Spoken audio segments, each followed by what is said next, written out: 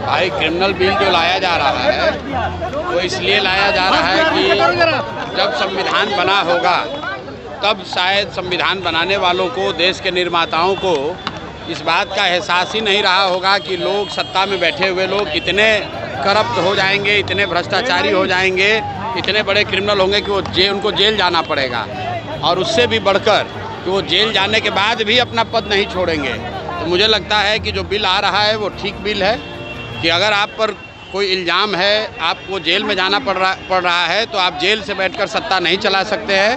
तो ये कानून जहाँ तक मैं समझता हूँ ठीक है। देश में मुख्यमंत्री सुरक्षित नहीं है सर, आप बिना सुरक्षा के चलते हैं। देश में मुख्यमंत्री सुरक्षित नहीं है। मेरे भाई देखिए, ऐसा है, बहुत लोगों को लगता है कि बिहार में अगर आपको नेतागिरी करनी है तो आपको सुरक्षा लेकर चलना है। यहाँ पर कोई मुखिया भी बन जाता है तो 4 गो गार्ड लेकर चलता है।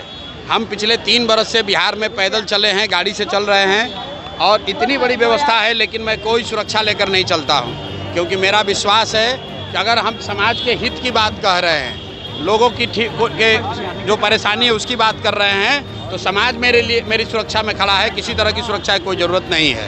सरकार ने, बिहार सरकार ने कहा है कि तेजस्वी यादव ने कहा है कि राजद लाठी के साथ लैपटॉप वाली पार्टी है। चलिए, कम से कम तेजस्वी यादव ने स्वीकार कर लिया कि ये गुंडों की पार्टी है। बताइए, सभ्य समाज में अगर कोई कह रहा है कि हमारा पार्टी लाठी वाला पार्टी है, तो उनको वो वही बात कह रहे हैं जो समाज राजद के बारे में कहता है। हम लोगों ने पहले कहा है कि राजद लाठी वाला, कट्टा वाला पार्टी है। जब इनकी सरकार थी तो लाठी, कट्टा, बंदूक, अपहरण, रंगदारी, यही बिहार की पहचान थी। तो मुझे सत्य को बहुत देर छुपाया नहीं जा सकता है। तेजस्वी यादव ने स्वीकार कर लिया है कि ठीक है, हम लोग की पार्टी लाठी और कट्टे वाली पार्टी है। सीएम नीतीश कुमार 7,000 रुपया देने का ऐलान किया बाढ़ पीड़ितों को, मात्र 17। भाई 20 बरस से तो बाढ़ की समस्या से निपटारा कर नहीं पाए। यहीं कोसी में 2008 में जो कटाव हुआ था, आज तक लोग विस्थापित हैं, उनको कुछ राहत नहीं मिली। पूरा सीमांचल में बाढ़ आया हुआ है, पूरा भागलपुर, मुंगेर के गांव कटे हुए हैं। ये हर बार बाढ़ जो है इन लोगों के लिए कमाने का संसाधन है। जल संसाधन विभाग सबसे बड़ा उगाही विभाग है। बाढ़ से लोग परेशान होते हैं और सत्ता में बैठे अफसर और नेता कमाई करते हैं।